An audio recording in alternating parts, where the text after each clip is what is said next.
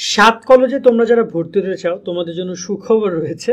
অবশেষে সাত কলেজে ভর্তি কার্যক্রমে অনুমতি মিলেছে। কবে ভর্তি শুরু হবে সেটা সম্বন্ধে তোমাদেরকে জানাবো। ভর্তি পরীক্ষা কবে থেকে শুরু হবে এবং এখানে কিন্তু বিজ্ঞপ্তি প্রকাশের পুরো বিষয়টা রয়েছে।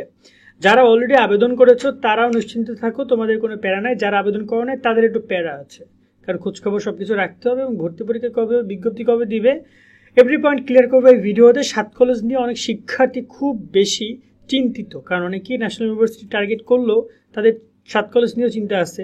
আর লাস্ট পরীক্ষা তো ন্যাশনাল ইউনিভার্সিটি হইলো, এখন সাত কলেজ নিয়ে কথা। আমরা ডেলি ক্যাম্পাসে একটা নিউজ পড়ছিলাম যেখানে বলা হচ্ছে অবশ্যই রাজধানীর সাত কলেজে নতুন শিক্ষাবর্ষে ভর্তি কার্যক্রম শুরু হচ্ছে। এই 7টি কলেজের জন্য প্রস্তাবিত ঢাকা সেন্ট্রাল বিশ্ববিদ্যালয় বা সমমানের একটি স্বতন্ত্র প্রতিষ্ঠান কাঠামো অধীনে 24-25 শিক্ষাবর্ষে ভর্তি কার্যক্রম শুরু করার অনুমোদন দিয়েছে শিক্ষা মন্ত্রণালয়। ও মাই গড, কি উপকারটা করছে।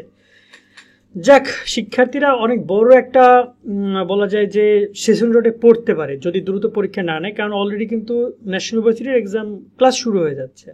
তো দেখা যায় যে অন্যান্য বিশ্ববিদ্যালয় তো পরীক্ষা, সে মেডিকেল তো সে জানুয়ারি ফেব্রুয়ারিতে ওদের ভর্তি নিয়ে নিছে, তো সেখানে এখন জুলাই চলতেছে, জুলাই আগস্ট। 9 জুলাই শিক্ষা মন্ত্রণালয় থেকে এই বিষয়ে তারা অনুমোদন দেওয়া হয় এবং এখানে স্মারকে বলা হয় যে 7 জুলাইতে স্মারকের আলোকে এই সিদ্ধান্ত গ্রহণ করা হয়েছে। ঢাকা বিশ্ববিদ্যালয় অধিভুক্ত 7 কলেজে ভর্তির ক্ষেত্রে প্রস্তাবিত ঢাকা কেন্দ্রীয় বিশ্ববিদ্যালয় কাঠামো আওতায় ভর্তি কার্যক্রম পরিচালনা করা হবে এবং 7 কলেজের নাম এখন এখানে বলা হচ্ছে। এবং আমরা যতটুকু শুনেছি 7 কলেজে ভর্তি কার্যক্রম নিয়ে যে এই জুলাই মাসের শেষ সপ্তাহের দিকে, অর্থাৎ 25 তারিখের পরে মেবি তোমাদের ভর্তি বিজ্ঞপ্তি প্রকাশ হইতে পারে, এমন এর আগেও প্রকাশ হইতে পারে।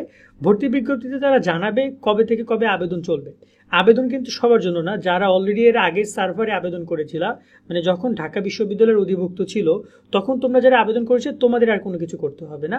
তোমাদের এই তথ্যগুলো ঢাকা বিশ্ববিদ্যালয় 7 কলেজকে হ্যান্ড ওভার করবে, সেক্ষেত্রে কোনো প্যারা নাই, বা তারা সহযোগিতা করবে, সেক্ষেত্রে তাদের আবেদন করতে হবে না। তবে যারা আবেদন করো না তারা এখন যে আবার নতুন করে সময় দিবে, এই সময়ের মধ্যে গিয়ে আবার আবেদন করবে। এক্ষেত্রে কোথায় আবেদন করতে হবে, কোন ওয়েবসাইটে, সেগুলো আমরা তোমাদেরকে জানাবো যখন তারাও জানাবে আমাদেরকে।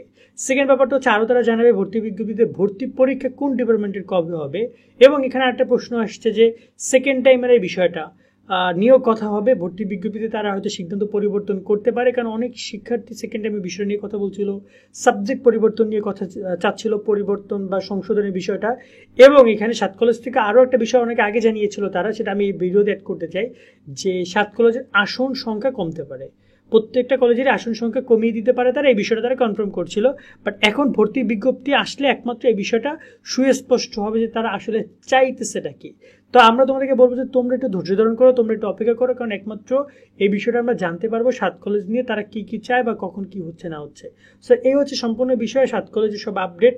সামনে আরও গুরুত্বপূর্ণ আপডেট আছে, সেগুলো তোমরা আপডেট পেতে আমাদের সাথে সাবস্ক্রাইব করে যুক্ত থাকবে। সকলে অনেক অনেক ভালো থাকবা। আল্লাহ হাফেজ।